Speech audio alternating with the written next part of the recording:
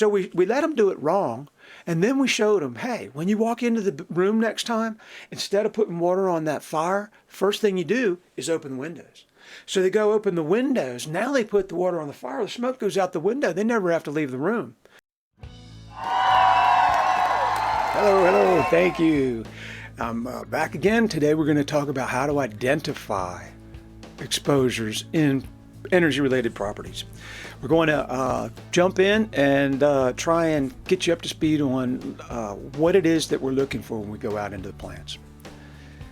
So by the end of this session, you should be able to identify and assess the facilities and understand fire risks and mechanical breakdowns. And there's some other property-related hazards that we can talk about.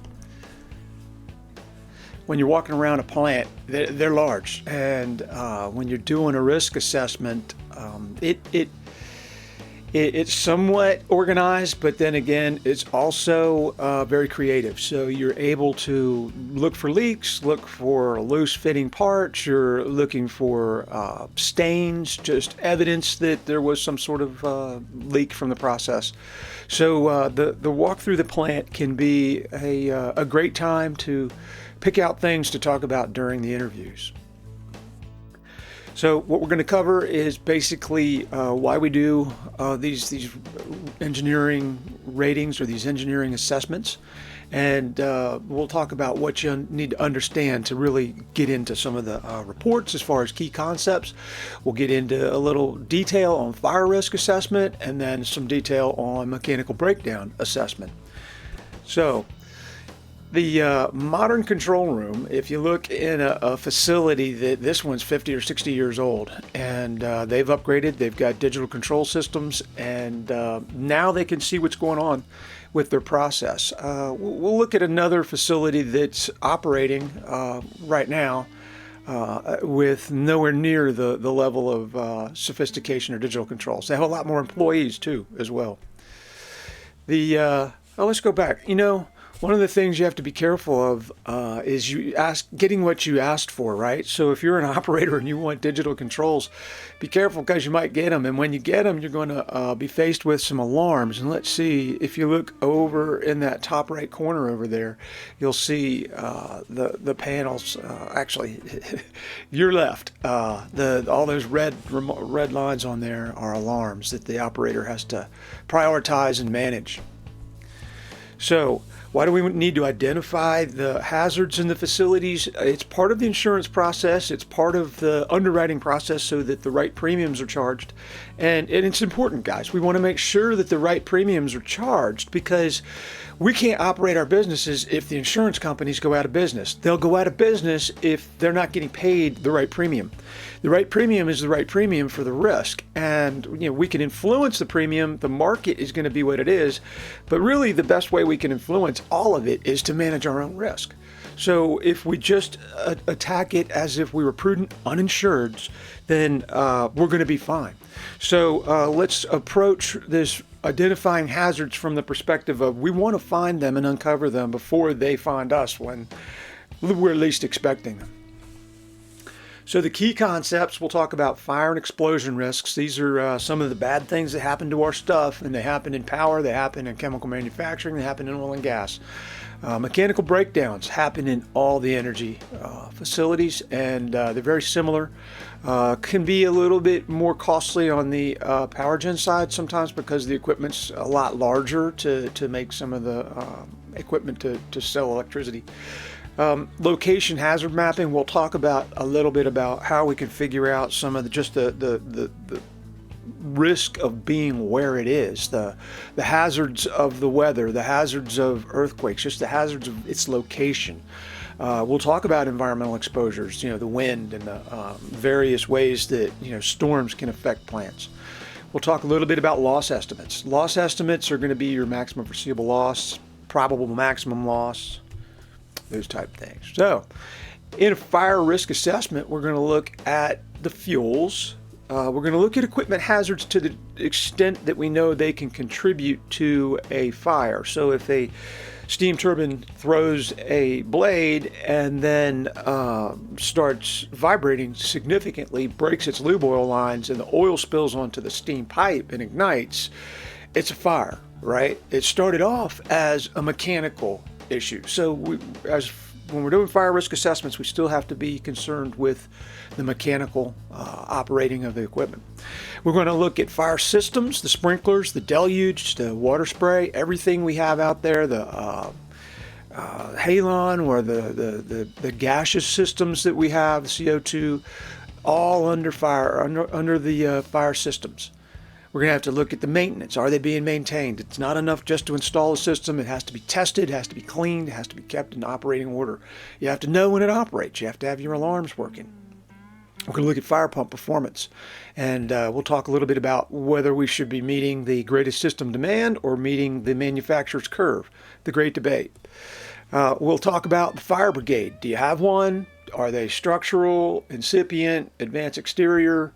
Are they volunteer? So there's going to be a lot of questions that we'll talk about and why they're interesting. And then we'll talk about water supply. When you're operating a facility with a lot of hydrocarbons, you need a lot of water. Just leave it at that.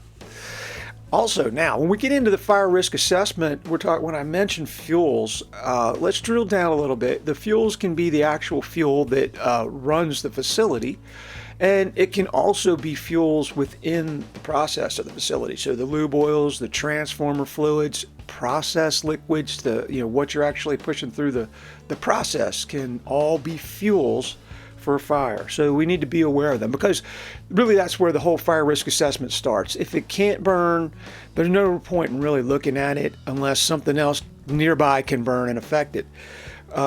If it can burn, we want to know how, we want to know the consequences, and we want to know what we're doing to minimize those consequences. So we look at fire systems and maintenance. We've looked at where the fuel is it protected? In a lot of energy facilities, we don't have complete area-wide protection. We have special hazard protection. So we basically recognize that it's the equipment that we want to protect, and sometimes that means putting water on it to control a fire. Sometimes that means putting water on it to protect it from a nearby fire. So just depending on the design of the system, they have different intents. Drainage control. Anytime we start using water in a facility with lots of hydrocarbons, you're going to have to be careful about where all that water and where all those hydrocarbons are going, because it can lead to a much bigger fire if you're not careful about where you put the water. Testing, inspection, testing, and maintenance, ITM. NFPA 25 is a published standard. There are other documents out there with different guidance, but basically that's the general one that's easiest to get to. Nationally recognized in the U.S., probably in most of the other parts of the world, maybe, just depending on the adoption of consensus standards. Let's talk about the fire pump. Now, we're going to do an annual performance test where we flow the pump and we measure its performance. This is an important test. It's done to basically ensure that the pump is going to do the job that you need it to do at the plant. Now, we're going to run it weekly and monthly to make sure it starts when we need it to start, and that the batteries aren't dead, and that the fuel supply is still connected. So we're going to have frequent little checks in between the annual performance test. But the annual performance test is what tells us that it's going to put out the fire that we think that could happen in the plant.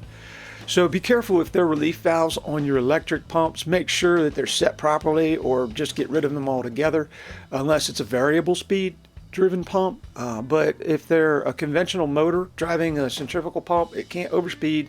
It's not going to overpressurize. So get rid of them. They're just a point of failure, point of leakage.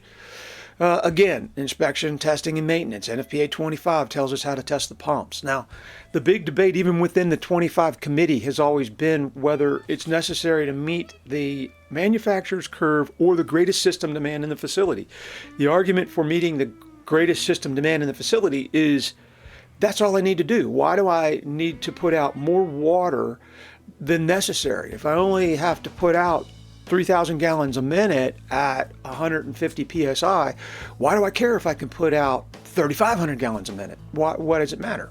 Now, if the OEM perspective of that is, well, we sold a machine and we expect it to perform at a certain level. and we expect that it's wear and that it's maintenance and that over time that it's going to have a curve, and that as it moves away from that curve, its performance, it's telling you that the pump's deteriorating. So the argument giving during code committee discussion was basically, if there's any degradation, we want to understand it, and we can't let it get beyond 5 or 10%. There was no science behind it. It was just they wanted to know about degradation. Well, I guarantee you, every piece of moving equipment degrades, and we really only need to worry about it if it's going to impact our operation or our process. So the way I look at it is that when we have a fire pump and we're starting to go below the manufacturer's curve, that each year we plot the difference and how fast we're moving away from that curve. So we have an idea of when we're going to be 10% away. So when we're 3% away, we start figuring out, are we moving 1% per year, 2% per year? Are we moving 5% per year? So we're going to look at how fast we're moving before we decide to just rebuild or take this pump out of service. So there's a lot going on behind fire pump performance tests. We're going to look at the fire brigade. Are they volunteer? We think that volunteer brigades can be just more effective when someone's doing something because they want to and not because they have to. They're likely to do a better job at it and be more interested in being trained and just give 100% during drills. So volunteers seem to be just more effective than if guys are forced to be on there. If they're forced to be on, you're going to want to incentivize them every way you can, make it special to be on, make it as close to being a volunteer thing as you can. And then the question that as an assessor, you're going to want to know, are they structural brigades? Are they advanced exterior? Do they wear turnout gear and no SCBA? Just basically, what kind of staffing do they have? What kind of training do they get? Do they go off site for interior structural or advanced exterior? Do they have any props on site? Are there any people on staff to train them, or is all the training being handled outside of the company? Take a look at the training records. Make sure that everybody is trained and up to date. A lot of times shift workers can't make the training that's available, and they may get deferred. So just take a look at how often the training's being deferred. Look at drills. We want to see, are they working with the fire department? Look, the local emergency responders. It's a great thing to be able to bring your local emergency responders into the plant and help them to overcome their fears, because believe me, as brave as they look in their uniforms, when they walk into an industrial facility that they haven't been in very often, they get nervous. And I put it this way, we were giving a tour to a local fire department when I was in Baltimore, and one of the lieutenants looked at me halfway through the tour. He says, "You guys make electricity, your floors are made of metal, and you want us to come in here and spray water all over the place. Doesn't sound fun."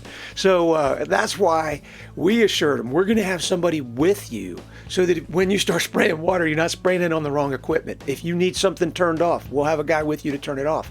If you need fans to turn on to get the building ventilated, we'll have operations people that you can talk to. We call them fire department escorts. But basically having some relationship with the fire department, getting them in for drills, get to know them, know them before you need them. Oh, don't you love AI? So I think it was DALL-E, one of them. Basically, I asked it to generate a power transformer on fire, and then I said animate it, and it's pretty cool how it did it. Doesn't look anything like a real power transformer, but it's interesting.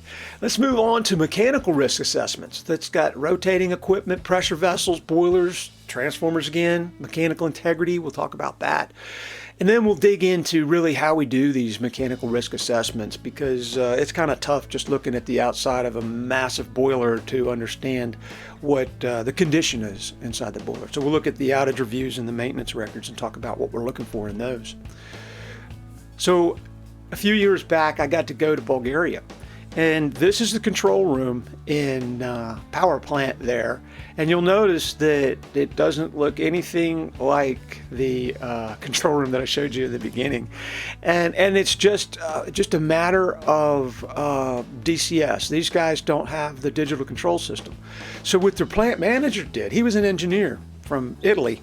And his idea was give all the operators handhelds, have them go out in the plant, look at the pump. Is it running? Yes or no? Is the pump pressure over 125 psi? Yes or no? Or what is the pump pressure? And these guys type in all this information on their handhelds. After their rounds, they go set it in the dock. It gets uploaded to the system, and now the plant manager, it's about a day late, but he's getting some intelligence. He's starting to see, is the cooling tower basin water level going down? He would have to wait for somebody to say, hey, it's empty. Now he can see there's a trend, and he's got some computer system watching the trends for him. So digital controls help, but as I showed you in the previous slide, they can bring in a lot of other unwanted problems like the alarm prioritization issues. So let's talk about mechanical risk assessments and rotating equipment. A lot of the equipment you're going to see in both facilities, in chemical manufacturing and power generation, compressors, turbines, motors, pumps, fans. Okay, what do they all have in common? They rotate. And what do rotating pieces of equipment do? When they're not rotating perfectly, they can vibrate. So we get a lot of information on their vibration.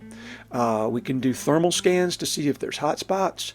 There's other diagnostic techniques that you can look at the oil that is lubricating this rotating equipment, and you can analyze the oil to make sure that the bearings aren't wearing and that the additives and the protective additives in the oil are still there.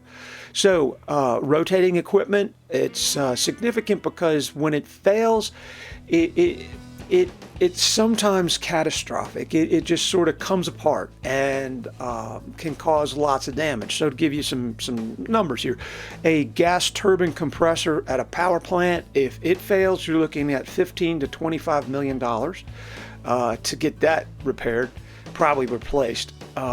Turbines, big steam turbines, anywhere, if you wipe a bearing, you're looking at $1 to $5 million, depending on the size of the plant. If you throw a blade in a turbine, in a gas turbine, throwing the blade in the turbine side is more in the single-digit $1 million, not as bad as in the compressor. Steam turbine, throwing a blade doesn't happen often, although my buddies in Bulgaria got to do it about 7 times after they put the refurbished Russian machines back together.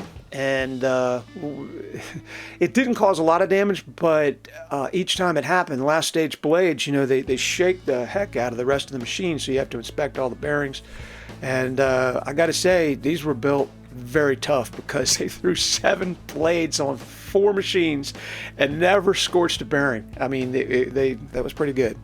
We're going to look at some of the ways to assess all of these pieces of equipment. How do we know they're good other than when we just walk by them and look at them? And some guys like to jot down all of the nameplate data. You're going to need the size, the capacities, and that. I don't know if you really need the serial numbers. I've never really seen serial numbers matter too much, but some guys like to write them down. They like to have something to do. So we're going to look at the outage reviews. We're going to look at the reports. When big equipment is taken apart during a turnaround or an outage, there's generally a report that's associated with that disassembly and the reassembly and what parts were used, as found, as left, what they saw when they got there, how they dispositioned it. So you're going to want to look at all that, and you're going to want to focus, what was the scope? You're going to want to kind of summarize that for the underwriters to know. And you want to look at the results, any kind of findings, and what they did about those findings. Did they defer them? Are they going to look at it again? Are they trending a crack? And that happens. You just wait 3 years and see if the crack gets any bigger. That's a legitimate way to address certain cracks. You could look at when the next inspection is due and double check the frequency. Make sure that they're going to be within, either based on years or operating hours, the right frequency. And if you can tell right then that they're not going to be, start asking them why, because the rest of the people who read the report are going to catch on to that and they're going to ask why. So let's get it into the report. Let's explain why. Alrighty. Transformers, they're a special breed out here in a power plant. They're massive. These things can have 30,000 gallons of oil, and then they've got the core in the middle of them that it's just full of On the low side, say 23,000 volts. On the high side, as much as 500,000 volts. So huge amounts of energy. Little ones are 100 MVA. Little ones cost $1 million.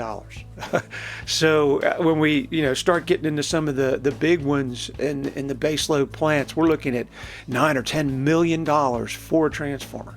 And the shipping of these huge behemoths is such a challenge. Just getting the permits, the roads, analyzing the bridges along the way, figuring out where you can and cannot move these huge pieces of equipment can really delay a project.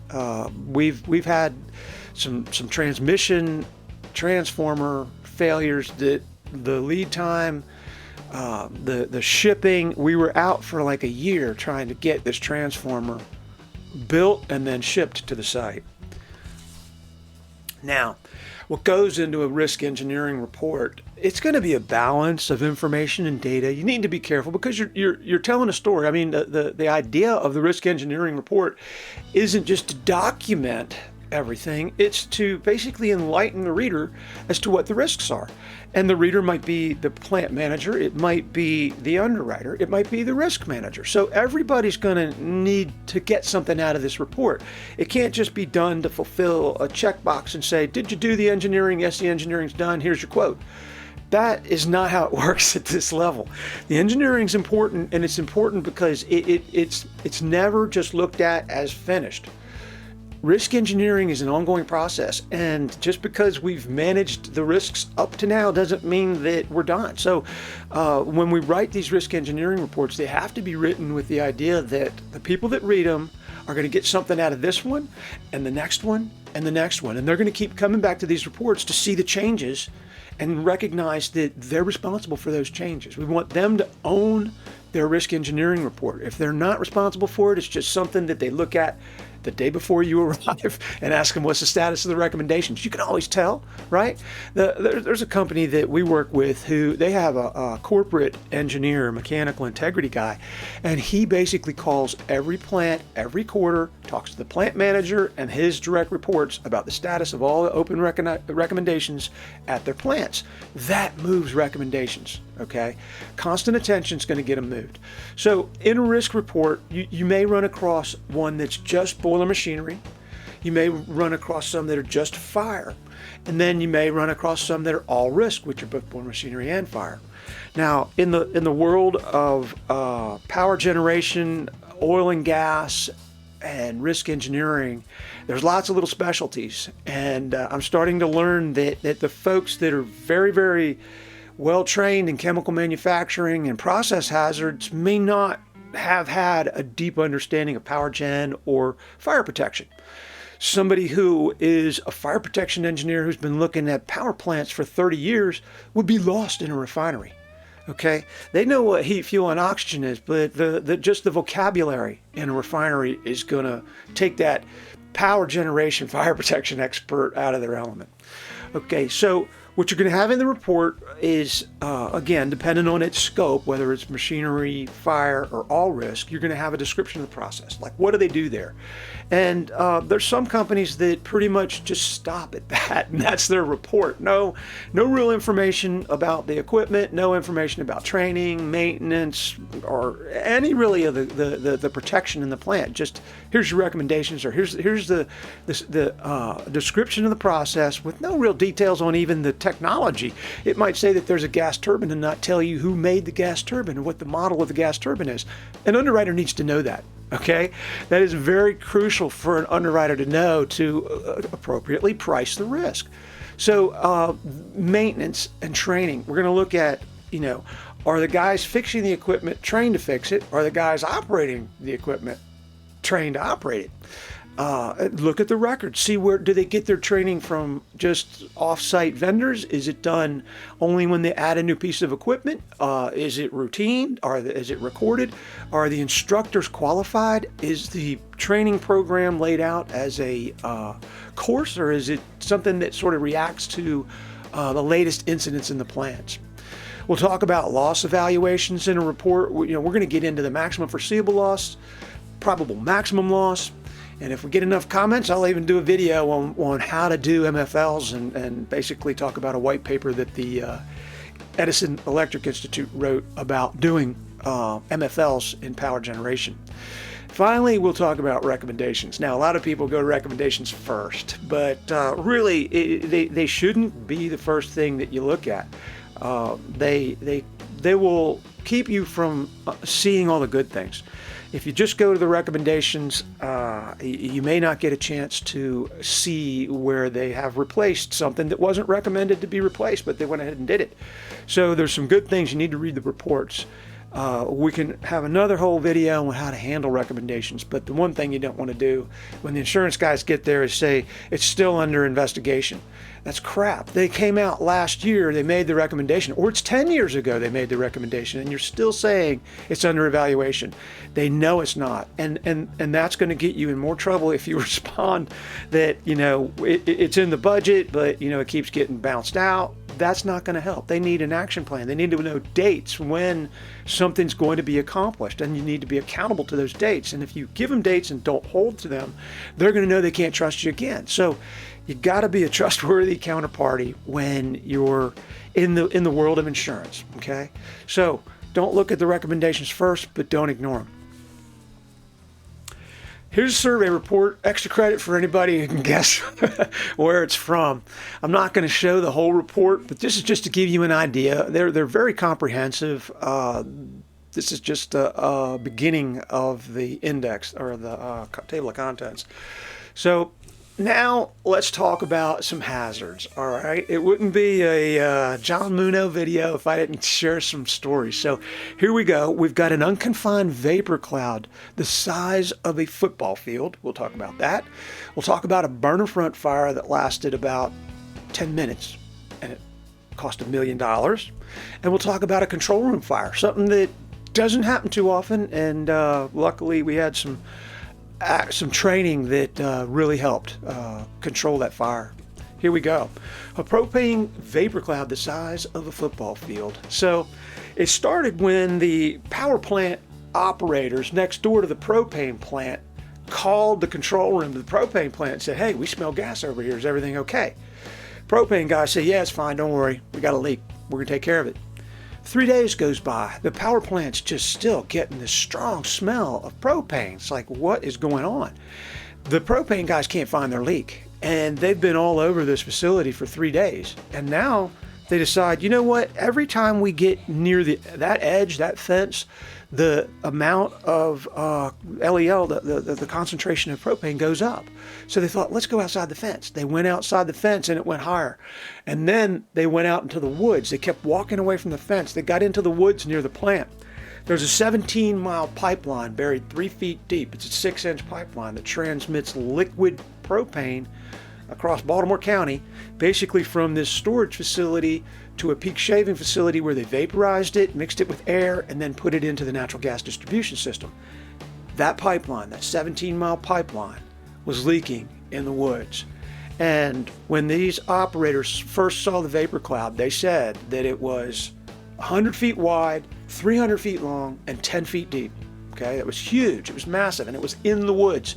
So those of us in process know that if you take an unconfined vapor cloud and put some obstructions in between to increase the turbulence during the explosion, you're going to get a much more severe explosion than you do just out in the field, right? So we've got the recipe for a huge explosion.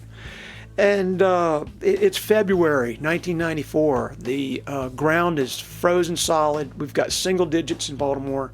And there's no way these guys can really hand dig. They thought they went out there and tried. They can't. So they call in the underground lines guys, a whole separate division of the utility that fixes underground gas lines. That's their job, right? They know how to fix underground gas lines that are full of methane, not propane.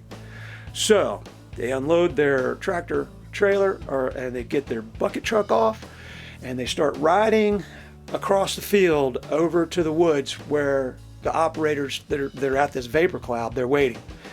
And the operators are yelling, "No, stop, turn around, go back, go back." And the backhoe drives right into the vapor cloud and starves from oxygen. It dies out. The driver quickly realized what had happened. He jumped off.